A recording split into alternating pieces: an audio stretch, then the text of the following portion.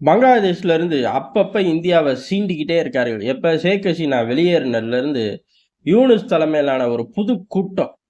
அது அரசாங்கமே இல்ல. ஒரு ரவுடி கூட்டம் அரசாங்க போர்வையில உட்கார்ந்துக்குது. அதுவே அப்படிதான் சொல்லுது. ஒரு கூட்டம், அந்த கூட்டத்துக்கு ஒரு தலைவன். என்னடா கூட்டம்? நிர்வாக கூட்டம். என்னடா நிர்வாகம் பண்றீங்க? எலக்ஷன் எப்ப வைக்கலாம்? அப்படிங்கிறதுக்கு ஏற்பாடு பண்ணுவோம்.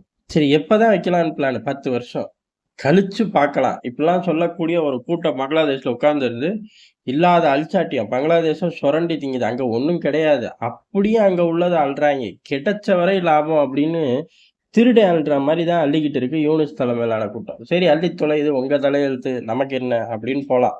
ஆனா பங்களாதேஷ்ல உட்கார்ந்துகிட்டு ஏதோ பங்களாதேஷ் பெரிய ஆசிய கண்டத்திலே அரசியல் சூறாவளிகள உருவாக்குற தகுதி உள்ள ஒரு நாடு மாரி தான் இந்தியாவுக்கு எதிரா அப்பப்ப ஸ்டேட்மெண்ட். இஷ்டத்துக்கு ஸ்டேட்மெண்ட். அரை நாள்ல இந்தியாவோட 6 மாநிலத்தையே புடிச்சுப்புடுவோம் அப்படின்ட்டாய்ங்க. டேய் ரைமிங்காக பேசாதடா. ரியாலிட்டிய யோசிச்சு பார்றா அப்படின்னா, அதுக்கு பதில் கிடையாது. அதே மாரி விடிஞ்சு எந்திரிச்சா போதும். ஷேக் ஹசீனாவ குடுங்க. இல்ல அப்படின்னா எல்லைகளுக்குள்ள நாங்க நுழைஞ்சுட்டு வந்துட்டோம். நாங்க என்ன உங்களுக்கு டூரிஸ்ட் விசாவா தந்தோம். வந்து அப்படி ஒரு யூ டர்ன் போட்டு போனோம் அப்படிங்கிறக்கு. இந்த மாரி ஏகப்பட்ட சேட்டை. ஆனா இந்தியாவோட பதிலடி அப்படிங்கிறது மெல்ல பங்களாதேஷோட உள்நாட்டு விவகாரத்துக்குள்ள இறங்கிட்டார்கள். அதாவது இஷ்டத்துக்கு ஆடிக்கிட்டே திரிஞ்சாய்ங்க.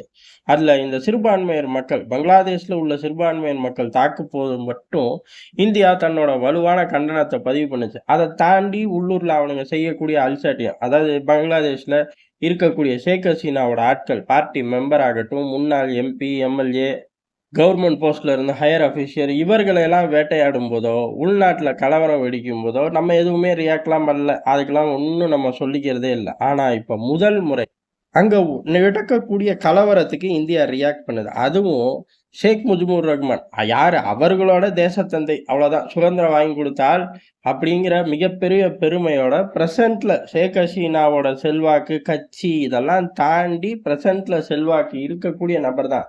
வீதிதோறும் உள்ள சிலைகளை உடைச்சாலும் அவரோட செல்வாக்க குறைக்க முடியல. புக்ல இருந்தெல்லாம் வெறித்தனமா யூனுஸ் தூக்குறாரு.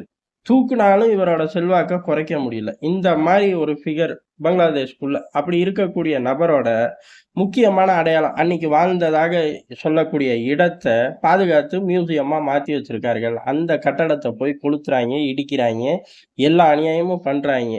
ஆனா, இது எதுக்கு நடக்குது அப்புட்ன்னா, ஷேக் ஹசீனா உள்ளூர்ல தலையிட ஆரம்பிச்சுட்டார்கள். அரசியல் பண்ண ஆரம்பிச்சுட்டார்கள். அவர்கள் நேரடியா பங்களாதேஷ் மக்களோட தொடர்பு கொள்ள ஆரம்பிச்சுட்டாங்க. எப்படி? ஆன்லைன் வழியா தான். ஆனா நேரடியா இப்ப பங்களாதேஷ்ல நடக்கக்கூடிய இஷ்யூக்கள கையில எடுத்து பேச ஆரம்பிக்கிறார்கள். பங்களாதேஷ்ல உள்ள ஷேக் ஹசீனாவோட பார்ட்டி மெம்பர்கள் அத எடுத்துட்டு போக ஆரம்பிச்சுட்டார்கள். இதுக்கு பதிலடி குடுக்கறக்காக பெரிய அளவு அவரோட பிம்பத்த முஜிபுர் ரஹ்மானோட பிம்பத்த அடிச்சு உடைச்சுட்டோம் அப்படின்னா, ஓரளவு அடங்குவாய்ங்க. இல்ல இதே போல நீ எங்க இருந்து பேசினாலும் சரி, உள்ளூர் எங்க கையில தானே இருக்கு. நாங்க இஷ்டத்துக்கு செய்வோம் அப்படிங்கிறத காட்டுறக்காக செய்றார்கள். முழுக்க முழுக்க அவர்கள் நடுவுல அவங்களுக்குள்ள நடக்கக்கூடிய அரசியல். ஆனா இந்தியா சட்டுன்னு உள்ள போகுது. டேய் நீ அடிச்சு உடைச்சுக்க. அதெல்லாம் உன் இஷ்டம்ன்னு விட்டுட்டு போ முடியாது. ஏன்னா நீ வரலாற்ற அப்படியே அழிக்கிற. உங்களோட சுதந்திரம் அப்படிங்கிறது நாங்க வாங்கி குடுத்தது. அதையும் சேர்த்து அழிக்கிற. முஜிபுர் ரஹ்மானோட அந்த கட்டடம் அப்படின்னு பேசிட்டு மட்டும் போ முடியாது. அதுல ஒவ்வொரு இடத்துலயும் இந்தியாவோட பங்கு இருக்கு. இந்த சுதந்திரத்துல முழுக்க இந்தியாவோட பங்கு இருக்கு. அதனால நடக்கிற எல்லா கேலி கூத்துகளையும் நாங்க பார்த்துக்கிட்டு இருக்க மாட்டோம் அப்படின்னு சொல்லி இந்தியா இறங்கி அடிக்குது. பங்களாதேஷ் மிரண்டு போச்சு. ஐயய்யோ! என்ன இப்படி நேரடியா வந்து தாக்குறாய்ங்க. இதுவரையும் இப்படி தாக்குனது இல்லையே! என்னத்தையாச்சும் பேசாதடா, அடி வாங்குவேன் அப்படின்னு சொல்றதோட விட்டுருவாய்ங்க. இப்ப வந்து இந்த அடையாளங்கள அழிக்க பார்க்காத அப்படின்னு சொல்லி முந்தி நேரடியா இந்த மாரி எங்க வருவார்கள் அப்டின்னா, சிறுபான்மையர் மக்கள் மத்தியில இருக்கக்கூடிய பிரச்சனைக்கு வருவார்கள். ஆனா இப்ப வந்து இங்க உள்ள அரசியல் பிரச்சனைக்குள்ளயே தலையிட ஆரம்பிச்சுட்டார்களே அப்டின்னு பயந்துட்டாய்ங்க. பயந்துட்டு இந்த 6 மணி நேரத்துல 6 மாநிலத்த கைப்பற்றுறோம் அப்படின்னு ரைமிங் டயலாக்கா விட்டுக்கிட்டு இருந்த பங்களாதேஷோட ரியாக்ஷன் இதுக்கும் அரசாங்கத்துக்கும் சம்மந்தம் இல்ல. இது மக்களா வெகுண்டு எழுந்துட்டார்கள். எப்படி அப்படின்னு கேட்டா, ஷேக் ஹசீனாவோட உரை பங்களாதேஷ் பூரா பரவுறத மக்கள் விரும்பலை அப்படின்ட்டு இருக்கார்கள். பங்களாதேஷ் பூரா பரவுறது என்ன? அமெரிக்க உளவுத்துறைய வச்சு இந்தியாவா பரவுது? ஒண்ணும் கிடையாது. ஷேக் ஹசீனாவுக்கு ஆதரவான நபர்கள் உள்ளுக்குள்ள இருக்கார்கள். அவர்கள் பங்களாதேஷ் முழுக்க எடுத்துட்டு போறார்கள். இன்னும் சொல்லப்போனா ஷேக் ஹசீனா ஃபர்ஸ்ட் பிளான் பண்ண லைவான அவர்களோட பேஜ் எல்லாம் முடக்கிட்டார்கள்.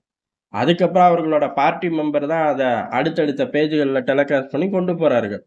அப்ப ஹோல்டு இருக்குன்ட்டு ஒரு ஆன்லைன் பிரச்சாரத்த கூட முடக்க முடியாத ஒரு நிலைமையில தான் யூனுஸ் தலைமையிலான ஒரு கூட்டம், வெறி பிடிச்ச கூட்டம் திரியுதுங்கிறது இந்த இடத்துல ரொம்ப கிளியரா போச்சு. அதே சமயம் இந்த மாரி நீ செய்யக்கூடிய அடையாளத்த அழிக்கக்கூடிய விவகாரத்துல தலையிடுவேன் அப்படின்னு நம்ம ஆரம்பிச்சிட்டோம்னா, யூனுஸ் ஃபர்ஸ்ட்லேருந்து செய்ற எல்லாத்தையும் முட்டுக்கட்டையா இந்தியா நேரடியா வரும் அப்படிங்கிறத வெளிப்படையாவே கூப்பிட்டு மிரட்டி சொல்லிட்டோம். அவனுங்களும் பயந்துட்டு, இல்ல இது ஷேக் ஹசீனாவால வந்தது, மக்களா செஞ்சு புட்டார்கள். நாங்க பாதுகாப்புலாம் குடுப்போம் அப்படின்ட்டாய்ங்க. எப்படி சிறுபான்மையர் பிரச்சனையில பாதுகாப்பு குடுப்போம் அப்படின்னு யூனுஸையே அந்த இடத்துக்கு இந்தியா ஓட விட்டுச்சோ, அதே நிகழ்வு, அதே ஸ்டேட்மெண்ட்ட இப்பவும் வாங்கிட்டோம். இது நேரடியா பங்களாதேஷ மிதிக்கிறக்கான செயலை இந்தியா ஆரம்பிச்சிருச்சு அப்படிங்கிறது தான். இது மட்டும் கிடையாது. இவனுங்களோட பயம் தாறுமாற அதிகரிச்சதுக்கு நம்ம ஸ்டேட்மெண்ட் ஒரு காரணம். இது கூடயே அதாவது அரசியல் ரீதியான அழுத்தத்தை டெல்லி குடுத்தது ஒரு காரணம். அரசியல் ரீதியான அழுத்தத்தை மட்டும் டெல்லி குடுக்கல. இவனுங்க ரொம்ப காலமா ராணுவ ரீதியான ஒரு விஷயத்த பேசிக்கிட்டே இருக்காங்க. ஒரு பெரிய விஷயத்த அசால்ட்டா பேசிக்கிட்டு இருக்காங்க. என்ன அப்படின்னா சிக்கன் நெக் தான். அது பேரு சிக்கன் நெக் அவ்வளோதான். அதுக்குன்னு இவர்கள் சிக்கன் நெக் மாரிலாம் புடிச்சு கழுத்தெல்லாம் திருகி போட முடியாதுங்கிறது தான் எதார்த்தமான உண்மை. ஆனா, அத சொல்லிக்கிட்டு திரியிறனால, அந்த இடத்தையே டெவலப் ஆக்கி விட்டா, அந்த இடத்தையே பெருசாக்கி விட்டா என்னடா பண்ணுவீங்க? லூசு மாரி எதையாச்சும் செஞ்சிராதீங்க. 50 கிலோமீட்டர் இருக்கக்கூடிய ஒரு பகுதிய டக்குன்னு 500 கிலோமீட்டரா மாத்தி விட்டுருவோம் பார்த்துக்கங்கிற மாரி தான் இந்தியாவோட பதிலடி ஒவ்வொரு காலமும் இருந்துச்சு. ஆனா, இப்ப பதிலடி மட்டும் கிடையாது. ஒரு ஸ்டேஜ்ல தயாரா உள்ள நுழைஞ்சிரணும் அப்படிங்கிற மூடுக்கே வந்துட்டார்கள். எப்படி அப்படின்னா, எப்படி சீனா பார்டர், பாகிஸ்தான் பார்டர்லாம் ஒரு ஆக்ரோஷமான மனநிலையில இருக்கும். அந்த மனநிலை அப்படிங்கிறது வெறும் மனதளவுல மட்டும் கிடையாது. ஒட்டுமொத்த யுத்தத்துக்கும் தயாரா இருப்போம். பேக்கப், சப்ளை செயின் எல்லாம் பின்னாடி தயாரா இருக்கும். இருந்தாலும் அம்புட்டையும் தூக்கிட்டு போய் முன்னாடியே நிக்க முடியுமா? அப்படின்னு கேட்டா, முன்னாடியே நிக்க முடியாது. அந்த சூழ்நிலை வரும்போது இம்மீடியட்டா நகர்றக்கு ராணுவம் தயாரா இருக்கும். அதையும் தாண்டி அந்த இம்மீடியட்டா ராணுவம் வரதுக்கு முன்னாடி ஃப்ரண்ட் லைன்ல இருக்கக்கூடிய வீரர்கள் முன்னேறி செல்றதுக்கு இந்திய ராணுவம் மட்டும் தான் அப்படி ஒரு ஸ்ட்ராட்டஜி வச்சிருக்கு. பேக்கப் வருது.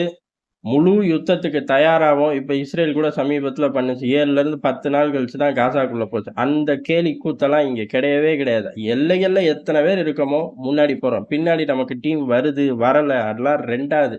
முதல்ல தடுக்கிறோம், முன்னேறி பாகிஸ்தானுக்குள்ளேயே போறோம் அப்படிங்கிற மாரி ஒரு வலுவான இந்திய ராணுவம். அப்பேற்பட்ட ராணுவம் சிக்கன் நெக்ல லைவ் ட்ரில்ல கண்டக்ட் பண்ண ஆரம்பிச்சிருச்சு. இதெல்லாம் சீனா, பாகிஸ்தான் எல்லைகள்ல செய்வோம். ஏன் அப்படின்னா சண்டை வந்துச்சு, சண்டை வந்துரும் அப்படின்னு எப்பயுமே நமக்கு தெரியக்கூடிய ஒரு ஜோன். அந்த இடத்துல லைவான ட்ரில்லு. அந்த பகுதிக்குண்டான ஆயுதங்களை லைவா உபயோகிச்சு பார்க்கிறது. இதான் லைவ் ட்ரில். ஏறக்குறைய யுத்தத்துக்கு தயாராயிட்டோம் அப்படிங்கிறதான். யுத்தம் வேணுமா வேணாமாங்கிறத நீ முடிவு பண்ணிக்க. நாங்க பக்கா மூட்ல இருக்கோம் அப்படிங்கிற மாரி சொல்லக்கூடிய ஒரு ராணுவ பாஷை தான். இந்த பாஷைய சிக்கன் நெக்ல இப்ப செஞ்சிருக்கோம். இது பங்களாதேஷ்க்கு முன்னாடி 2 நிமிஷத்துக்கு முன்னாடி பார்த்தது அரசியல் அழுத்தம். அதிலயே சுருண்டு தேஞ்சு விழுந்துட்டாய்ங்க. அதுக்கடுத்து மேல ராணுவ அழுத்தத்தையும் சமகாலத்துல இந்தியா பங்களாதேஷ நோக்கி குடுக்கும் இவ்வளவு வேகத்துல அப்படிங்கிறத இந்த தக்கூரி யூனிஸ் கூட்டம் உணரல. உணர்ந்த உடனே பயப்பிள்ளைகளுக்கு காய்ச்சல் வந்த மாரி, சீக்கு வந்த கோழிக மாரி எங்கேயோ போய் ஒளிஞ்சுட்டாய்ங்கங்கிறது தான் எதார்த்தமான உண்மை. நன்றி, வணக்கம்.